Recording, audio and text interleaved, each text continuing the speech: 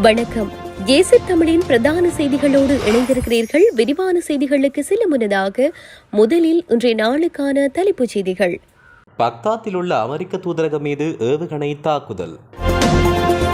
Donald ட்ரம்பின் வரி விதிப்பால் கனடாவுக்கு விழுந்த பலத்த பேரிடி. ஜப்பான் வான்பரப்பில் வடகொரிய ஏவுகணை அவசர நிலை பிரகடனம். அயல் நாடுகள் மீது தாக்குதல் நடத்த வேண்டாம், ஈரானிடம் ஹமாஸ் கோரிக்கை. காக்தீவில் அமெரிக்கா தாக்குதல், ஈரான் விடுத்துள்ள அதிரடி எச்சரிக்கை. பேருந்து நிலையத்தில் கணவனை தவிக்கவிட்டு புதுமண பெண் ஓட்டம். பொதுமக்களுக்கு விடுக்கப்பட்டுள்ள அவசர எச்சரிக்கை. தொடர்பென விரிவான செய்திகள். ஈராக் தலைநகர் பாக்தாத்தில் உள்ள அமெரிக்க தூதரகம் ஏவுகணை தாக்குதலில் பாதிக்கப்பட்டதாக இன்று ஈராக் பாதுகாப்பு வட்டாரங்கள் செய்தி வெளியிட்டுள்ளதாக சர்வதேச ஊடகங்கள் தெரிவிக்கின்றன. இந்த தாக்குதலால் தூதரக கட்டிடத்திலிருந்து புகைமூட்டம் எழுவதை காண முடிவதாகவும் தூதரக வளாகத்துக்குள் உள்ள ஹெலிபேட் தளத்தில் ஏவுகணை ஒன்று தாக்கியுள்ளதாக குறிப்பிடப்பட்டுள்ளது. ஈராக்கின் தலைநகர் மீதான தாக்குதலில் ஈரான் ஆதரவு பெற்ற 2 போராளிகள் கொல்லப்பட்ட சிறிது நேரத்தில் இந்த தாக்குதல் நடத்தப்பட்டதாக சுட்டிக்காட்டப்பட்டுள்ளது. பாக்தாத்தின் அதிஉயர் பாதுகாப்பு வலயமான கிரீன் சோன் பகுதியில் அமைந்துள்ள இந்த பிரம்மாண்டமான தூதரக வளாகம் ஈரான் ஆதரவு ஆயுத குழுக்களால் ஏவப்படும் ஏவுகணைகள் மற்றும் ட்ரோன் தாக்குதலுக்கு தொடர்ச்சியாக இலக்காகி வருகிறது. இந்த சம்பவம் குறித்து பாக்தாத்தில் உள்ள அமெரிக்க தூதரகம் இதுவரை உடனடி கருத்தையும் தெரிவிக்கவில்லை என்றும் கூறப்பட்டுள்ளது. 2026ஆம் ஆண்டின் தொடக்கத்திலிருந்து கனடாவில் 1 லட்சத்துக்கும் மேற்பட்ட முழுநேர வேலைவாய்ப்புகள் பறிபோயுள்ளன. இது பிரதமர் மார்கானியின் அரசாங்கத்துக்கு பெரும் அரசியல் மற்றும் பொருளாதார நெருக்கடியை ஏற்படுத்தியுள்ளது. சமீபத்திய தொழிலாளர் புள்ளி விவரங்களின்படி அந்த நாட்டின் வேலையின்மை வீதம் 6.7% உயர்வடைந்துள்ளதோடு இது G7 நாடுகளில் பிரான்சுக்கு அடுத்தபடியாக 2வது மிக உயர்ந்த அளவாக பதிவாகியுள்ளது. கொரோனா பெருந்தொற்றுக்கு பின்னர் ஏற்பட்டுள்ள இந்த மிக மோசமான வேலைவாய்ப்பு சரிவினால் குறிப்பாக மொத்தம் மற்றும் சில்ல வர்த்தக துறைகள் மிகவும் கடுமையாக பாதிப்புகளை ஏற்படுத்தியுள்ளன. அமெரிக்க ஜனாதிபதி டொனால்ட் ட்ரம்ப் கனடாவின் வாகன உற்பத்தி, உருக்கு மற்றும் அலுமினியம் உள்ளிட்ட முக்கிய துறைகளின் மீது விதித்துள்ள புதிய வரிகளே இந்த வீழ்ச்சிக்கு முக்கிய காரணமாக பார்க்கப்படுகிறது.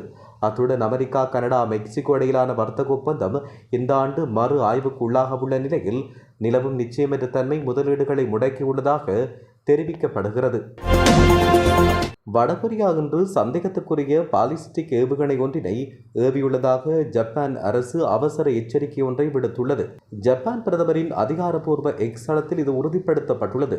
இந்த நிலையில் அண்மையில் நாட்டின் முதல் பெண் பிரதமராக பொறுப்பேற்ற சனி தகட்சி உடனடியாக அவசர நிலை பிரகடனத்தை நடைமுறைப்படுத்தி ஏவுகணையின் பாதையை தீர்மானிக்க அதிகாரிகளுக்கு உத்தரவிட்டார். ஜப்பானின் நேரப்படி மதியம் 1:30 மணியளவில் இந்த ஏவுகணை ஏவப்பட்டதாக கடற்படை தெரிவித்துள்ள நிலையில் கடலில் இருந்த கப்பல்கள் அனைத்தும் உடனடியாக கரைக்கு திரும்புமாறு அறிவுறுத்தல் விடுக்கப்பட்டுள்ளது. இந்த ஏவுகணை ஜப்பானின் சிறப்பு பொருளாதார எல்லைக்கு வெளியே விழுந்துள்ளதாக தெரிவிக்கப்பட்டுள்ளதால் ஜப்பான் பிரதேசத்துக்கு உடனடி ஆபத்து எதுவும் இல்லை என்று அதிகாரிகள் தெரிவித்தனர். எனினும் வடகொரியாவின் இந்த தொடர்ச்சியான ராணுவ சோதனைகள் பிராந்திய பாதுகாப்புக்கு பெரும் அச்சுறுத்தலாக அமைந்துள்ளதாக ஜப்பான் செய்தி நிறுவனங்கள் சுட்டிக்காட்டியுள்ளன. அமெரிக்கா மற்றும் தென்கொரியா இணைந்து நடத்தும் வருடாந்த கூட்டு ராணுவ பயிற்சிகளுக்கு பதிலடியாகவே வடகொரியா இந்த சோதனையை முன்னெடுத்துள்ளதாக கருதப்படுகிறது. மத்திய கிழக்கில் போர் பதற்றம் நீடித்து வரும் நிலையில் ஹமாஸ் அமைப்பு ஈரானிடம் முக்கிய கோரிக்கை ஒன்றை விடுத்துள்ளது. அதன்படி அண்டை நாடுகள் மீது போர் தொடுக்க வேண்டாம் என்று போர் நடத்துவதை தவிர்க்குமாறு ஈரானை கேட்டுக்கொண்டுள்ளதாக சர்வதேச ஊடகங்கள் செய்தி வெளியிட்டுள்ளன. அத்துடன் அமெரிக்க மற்றும் இஸ்ரேலிய ஆக்கிரமிப்புகளுக்கு எதிராக சர்வதேச சட்டங்களுக்கு உட்பட்டு பதிலடி கொடுக்கும் உரிமை ஈரானுக்கு உண்டு என்பதை அங்கீகரிப்பதாக ஹமாஸ் அமைப்பு தெரிவித்துள்ளது. இது தொடர்பாக ஹமாஸ் விடுத்துள்ள அறிக்கையில் அமெரிக்கா இஸ்ரேலிய ஆக்கிரமிப்புகளை தடுக்க பிராந்தியத்தில் உள்ள அனைத்து நாடுகளும் ஒத்துழைக்க வேண்டும். அண்டை நாடுகளுக்கு இடையிலான சகோதரத்துவ உறவுகளை பாதுகாப்பது அவசியமானது என்றும் தெரிவிக்கப்பட்டுள்ளது. ஈரானின் பிரதான கச்சா எண்ணெய் ஏற்றுமதி முனையமாக கருதப்படும் காக்தீவு மீது அமெரிக்கா தாக்கியதை அடுத்து பிராந்தியத்தில் அமெரிக்காவுடன் ஒத்துழைக்கும் எண்ணெய் நிறுவனங்களின் உட்கட்டமைப்புகளும் இலக்கு வைக்கப்படும் என ஈரான் எச்சரிக்கை விடுத்துள்ளது. அமெரிக்க ஜனாதிபதி டொனால்ட் ட்ரம்ப் ஈரானின் முக்கிய எண்ணெய் முனையமான காக்தீவு மீதான தாக்குதல்களை உறுதிப்படுத்தியதை தொடர்ந்து ஈரானிய ராணுவம் இந்த எச்சரிக்கையினை விடுத்துள்ளது. ஈரானின் எரிசக்தி நிலையங்கள் மற்றும் துறைமுகங்கள் மீது சிறிய அளவிலான தாக்குதல்கள் நடத்தப்பட்டாலும் அமெரிக்கா மற்றும் அதன் நட்பு நாடுகளுக்கு நன்மை பயக்கும் பிராந்தியத்தில் உள்ள ஏனைய எண்ணெய் கப்பல் மற்றும் எரிவாயு நிலையங்கள் சாம்பல் மேடாக்கப்படும் என ஈரானின் அல் அன்பியா தலைமையகம் விடுத்துள்ள அறிக்கையில் சுட்டிக்காட்டப்பட்டுள்ளது. மத்திய கிழக்கு பிராந்தியத்தில் அமெரிக்காவுடன் இணைந்து செயல்படும் நாடுகளில் உள்ள எண்ணெய் சுத்திகரிப்பு நிலையங்கள் மற்றும் விநியோக கட்டமைப்புகள் இந்த தாக்குதல் அச்சுறுத்தலுக்கு உள்ளாகியுள்ளன. சுமார் 5 மைல் நீளம் கொண்ட இந்த சிறிய தீவு ஈரான் கடற்கரையிலிருந்து சுமார் 15 கடல் மைல் தொலைவில் அமைந்துள்ளது. கார்க் தீவு அந்நாட்டின் பிரதான கச்சா எண்ணெய் ஏற்றுமதி முனையமாக கருதப்படுவதுடன் இது ஈரானின் பெட்ரோலிய உயிர்நாடி என்று அழைக்கப்படுகிறது. இந்தியாவின் உத்தரப்பிரதேசத்தில் பகோடா வாங்கச் சென்ற கணவனை தவிக்கவிட்டு பேருந்து நிலையத்திலிருந்து புதுப்பெண் மாயமான சம்பவம் பரபரப்பை ஏற்படுத்தியுள்ளது. அம்ரோகா மாவட்டத்தைச் சேர்ந்த பிரீத்தம் சிங் என்பவருக்கும் ரெம்ஜிம் என்ற 18 வயது பெண்ணுக்கும் கடந்த டிசம்பர் திருமணம் நடந்தது. ஹோலி பண்டிகைக்காக தாய் வீடு சென்ற மனைவி அழைத்துக் கொண்டு மார்ச் 9ஆம் தேதி பிரீத்தம் சிங் ஊருக்கு திரும்பிக் கொண்டிருந்தார். மொராதாபாத் மாவட்டத்தின் பிலாரி பேருந்து நிலையத்தில் அடுத்த பேருந்துக்காய் காத்திருந்த போது ட்ரீம்ஜிம் தனக்கு பசிப்பதாக கூறி சூடான பகோடா வாங்கி வருமாறு கணவரிடம் கேட்டிருந்தார். மனைவியின் ஆசைப்படி அருகில் இருந்த கடைக்கு பிரீத்திம் சென்றார். சில நிமிடத்தில் அவர் பகோடாவுடன் திரும்பி வந்தபோது ட்ரீம்ஜிங் அங்கிருந்து மாயமாகினார்.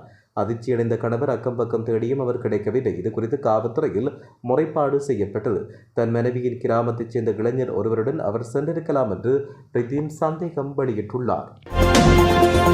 நாட்டில் வெப்பநிலை அதிகரித்து வரும் நிலையில் சிறுவர்கள் மற்றும் பெரியவர்கள் வெப்ப அழுத்தத்தால் பாதிக்கப்படும் அபாயம் உள்ளதாக சுகாதார அதிகாரிகள் எச்சரித்துள்ளனர். நேற்று நடைபெற்ற ஊடகவியலாளர் சந்திப்பில் தொற்றுநோய் தடுப்பு விசேட வைத்திய நிபுணர் அதுல லியனபத்ரன, கொழும்பு தேசிய மருத்துவமனையின் மருத்துவர் ருவான் ஜெயசூரிய மற்றும் கொழும்பு சீமாட்டி சிறுவர் மருத்துவமனையின் விசேட மருத்துவ நிபுணர் சன்னடி சில்வா ஆகியோர் இதனை விளக்கியுள்ளனர். கடும் வெப்பநிலை காரணமாக பொதுமக்கள் முடிந்தவரை நீர் அல்லது பொருத்தமான திரவ ஆகாரங்களை அருந்துமாறு அறிவுறுத்தப்பட்டுள்ளது. இதேவேளை இன்றைய தினம் மேல் சப்ரகமுவ, தென், வடமத்திய மற்றும் வடமேல் மாகாணங்களிலும் மொன்றாகலை, மன்னார் மற்றும் வவுனியா மாவட்டங்களிலும் வெப்பச்சுட்டன் உயர்மட்டத்தில் காணப்படும் என வளிமண்டல திணைக்களம் தெரிவித்துள்ளமையும் குறிப்பிடத்தக்கது. யாழில் 35 வயதான திருமணமாகி 2 குழந்தைகளுக்கு தாயான தனியார் வங்கி ஒன்றில் பணியாற்றும் முத்தியோத்தர் ஒருவர் 21 வயதுடைய யுவதியுடன் தலைமறைவாகியுள்ளார். இந்நிலையில் மனைவி மாயமானதால் கணவர் தன் 2 பிள்ளைகளுடன் தவித்து வருவதாக தெரிவிக்கப்படுகிறது. குறித்த யுவதி மன்னார் பகுதியைச் சேர்ந்தவர் என்றும் யாழில் உள்ள பல்பொருள் அங்காடி ஒன்றில் பணிபுரிந்தும் வந்துள்ளார். அந்த அங்காடிக்கு சென்று வரும் குறித்த பெண் வங்கி உத்தியோத்தர் யுவதியுடன் நட்பானதாக தெரிய வருகிறது. பெண் உத்தியோத்தர் தொலைபேசியில் பொருட்களை கூறி வீட்டுக்கு குறித்த யுவதியை கொண்டு வரச் செய்து பொருட்களை பெற்று வந்தார். இந்த நிலையில் இருவரும் தலைமறைவாகியுள்ளனர். பெண் வங்கி உத்தியோகத்தர் தன்னுடைய கணவனுக்கு பிள்ளைகளை பராமரிக்க சிரமமாக இருந்தால் தனது 2 பிள்ளைகளையும் தாயிடம் ஒப்படைக்குமாறும் தன்னை தேட வேண்டாம் என்றும் தனக்கு ஆண்களுடன் சேர்ந்து வாழ பிடிக்கவில்லை என்றும் வாட்ஸ்அப் ஊடாக தகவல் அனுப்பியுள்ளதாக தெரிவிக்கப்பட்டுள்ளது. ஈரானிய கடற்படைக்கு சொந்தமான அதிநவீன போர்க்கப்பலான ஐரிஸ் ரெனா மீது இந்திய பெருங்கடலில் நடத்தப்பட்ட தாக்குதலுக்கு தகுந்த பதில் வழங்கப்படும் என ஈரான் ராணுவ தளபதி அமீர் ஹதாமி எச்சரிக்கை விடுத்துள்ளார். போர் பயிற்சியை முடித்துவிட்டு மீண்டும் ஈரான் நோக்கி திரும்பிக் கொண்ட போது இந்த தாக்குதல் இடம்பெற்றதாகவும் நேரடி போரில் ஈடுபடாத நிலையில் தமது கடற்படையினர் மீது நடத்தப்பட்ட தாக்குதலை வன்மையாக கண்டிப்பதாக அவர் குறிப்பிட்டுள்ளார். அத்துடன் ஐரிஸ் ரெனா கப்பலில் பெயரும் அதன் பணியாளர்களின் உயிர் தியாகமும் ஈரானிய கடற்படை வரலாற்றில் தைரியம் மற்றும் அர்ப்பணிப்பின் அடையாளமாக நிலைத்திருக்கும் என்றும் அவர் தெரிவித்துள்ளார். ஈரானின் கடல் எல்லைகளை பாதுகாப்பதற்கும் கடற்படை சக்தியை பலப்படுத்துவதற்கும் உறுதியான தீர்மானத்துடன் செயற்படுவதாக ஈரான் ராணுவ தளபதி அமீர் ஹதாமி வலியுறுத்தினார். இலங்கைக்கு தெற்கே உள்ள கடற்பரப்பில் அமெரிக்க தாக்குதலுக்கு இலக்கான ஐரிஸ் ரெனா கப்பலில் பலியான 84 ஈரானியர்களின் சடலங்களும் விமானம் மூலம் ஈரானுக்கு அனுப்பி வைக்கப்பட்டுள்ளதாக தெரிவிக்கப்படுகிறது. இலங்கையின் வலுசக்தி பாதுகாப்பை உறுதிப்படுத்துவதாகவும் அதற்காக எரிபொருள் விநியோகத்தை தொடர்ச்சியாக முன்னெடுப்பதாகவும் லங்கா ஐஓசி நிறுவனம் அறிவித்துள்ளது. ஊடகவியலாளர் சந்திப்பொன்றில் கருத்து வெளியிட்ட அந்த நிறுவனத்தின் முகாமித்துவ பணிப்பாளர் கே ரகு இதனை தெரிவித்துள்ளார். இதுகுறித்து அவர் மேலும் தெரிவிக்கையில், லங்கா ஐஓசி நிறுவனத்தின் முகாமித்துவ பணிப்பாளர் என்ற ரீதியில் எரிபொருள் விநியோகத்தை நாங்கள் தொடர்ச்சியாக முன்னெடுப்போம் என்பதை மக்களுக்கு கூற விரும்புகிறேன். நாட்டுக்கு மிகவும் அவசியமான வலுசக்தி பாதுகாப்பை நாங்கள் உறுதிப்படுத்துகிறோம். தற்போதைய நிலைமை மிகவும் சிறப்பாக இருப்பதாக நான் கூறவில்லை. எவ்வாறாயினும் நாட்டுக்குள் எரிபொருள் விநியோகத்தை சீராக பேணுவதற்காக லங்கா ஐஓசி நிறுவனமும் அரசாங்கமும் தங்களால் என்ற உச்சகட்ட முயற்சியை மேற்கொண்டு வருகின்றன. நாட்டின் முன்னேற்றத்துக்காக நாங்கள் தொடர்ச்சியாக எரிபொருளை விநியோகிப்போம் என்றும் அவர் தெரிவித்தார். உலக விடயங்களை உடனுக்குடன் அறிந்து கொள்ள ஏசி தமிழ் பக்கத்தை சப்ஸ்கிரைப் செய்யுங்கள், ஷேர் செய்யுங்கள்.